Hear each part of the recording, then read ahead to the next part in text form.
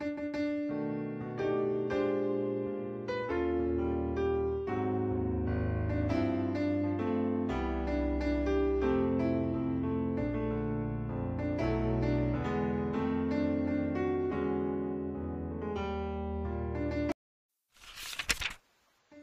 upon a time there were 4 little rabbits, and their names were Flopsy, Mopsy, Cottontail, and Peter.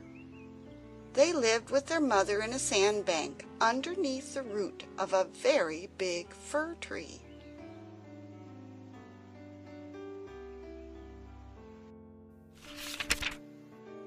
"Now, my dears," said old Mrs. Rabbit one morning, "you may go into the fields or down the lane, but don't go into Mr. McGregor's garden. Your father had an accident there. He was put in a pie by Mrs. McGregor."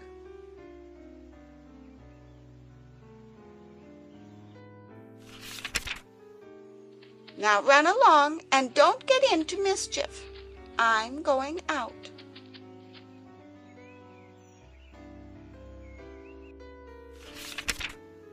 Then old Mrs. Rabbit took a basket and her umbrella and went through the woods to the baker's. She bought a loaf of brown bread and 5 currant buns.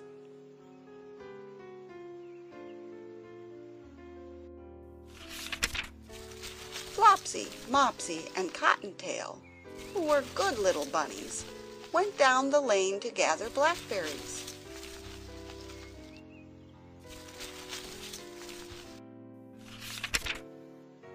But Peter, who was very naughty, ran straight away to Mr. McGregor's garden and squeezed under the gate.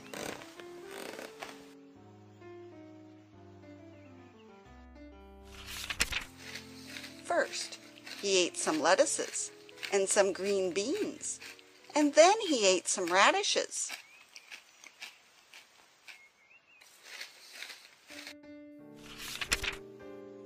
And then, feeling rather sick, he went to look for some parsley.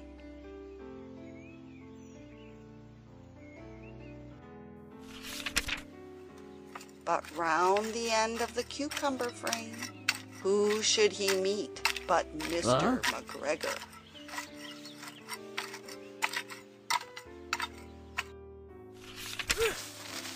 Mr. McGregor was on his hands and knees planting out young cabbages, but he jumped up and ran after Peter, waving a rake and calling out, "Stop, thief!"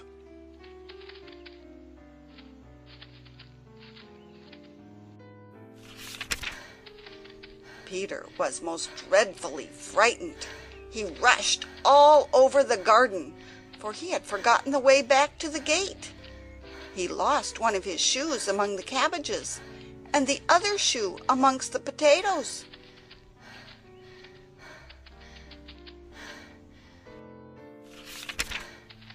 After losing them, he ran on 4 legs and went faster, so that I think he might have gotten away altogether if he had not, unfortunately, run into a gooseberry net and got caught by the large buttons on his jacket.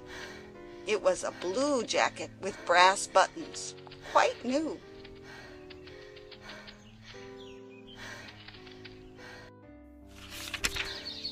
Peter gave himself up for lost and shed big tears, but his sobs were overheard by some friendly sparrows, who flew to him in great excitement and implored him to exert himself.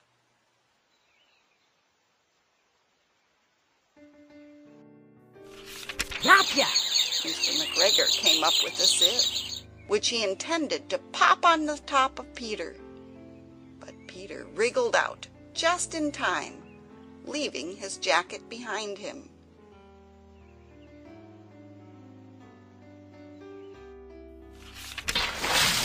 And he rushed into the tool shed and jumped into a can. It would have been a beautiful thing to hide in, if it had not had so much water in it.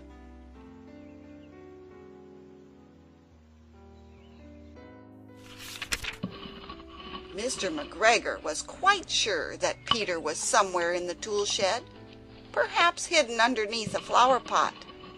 He began to turn them over carefully, looking under each.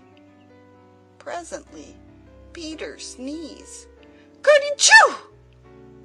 Mr. McGregor was after him in no time.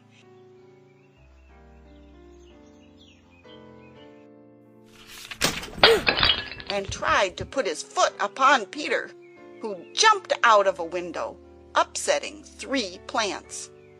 The window was too small for Mr. McGregor, and he was tired of running after Peter.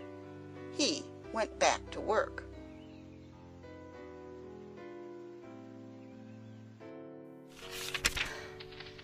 Peter sat down to rest.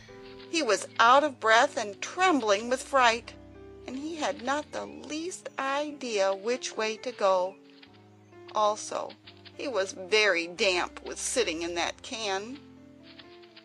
After a time he began to wander about, going lippity-lippity, not very fast, and looking all around.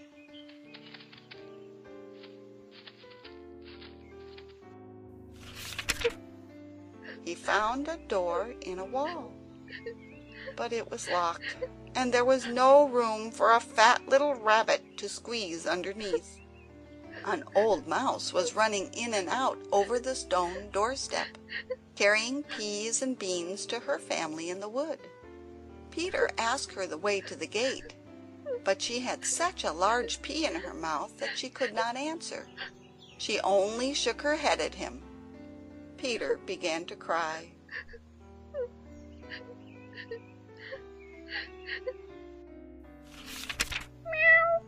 Then he tried to find his way straight across the garden, but he became more and more puzzled.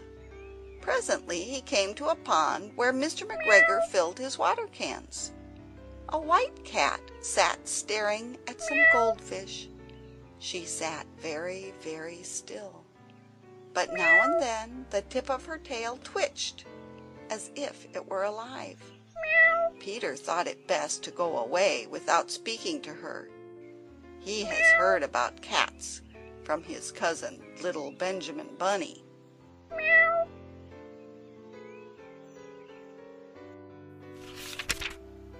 He went back toward the tool shed, but suddenly, quite close to him, he heard the noise of a hoe. Scratch, scratch, scratch, scratch. Peter scuttered underneath the bushes. But presently, as nothing happened, he came out and climbed upon a wheelbarrow and peeped over. The first thing he saw was Mr. McGregor hoeing onions. His back was turned towards Peter, and beyond him was the gate.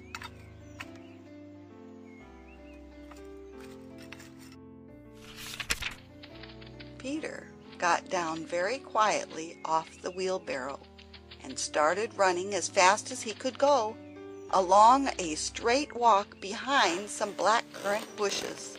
Mr. McGregor caught sight of him at the corner, but Peter did not care. He slipped underneath the gate and was safe at last in the wood outside the garden.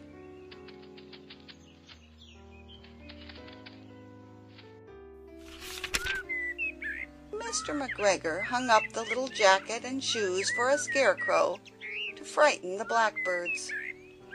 Peter never stopped running or looked behind him till he got home to the big fir tree.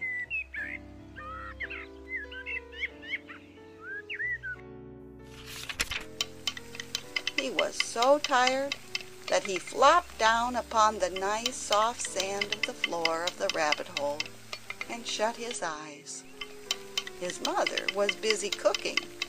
She wondered what he had done with his clothes. It was the second little jacket and pair of shoes that Peter had lost in a fortnight.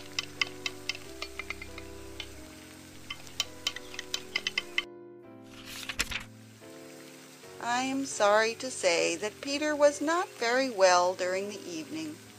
His mother put him to bed and made some chamomile tea, and she gave a dose of it to Peter. 1 tablespoonful to be taken at bedtime.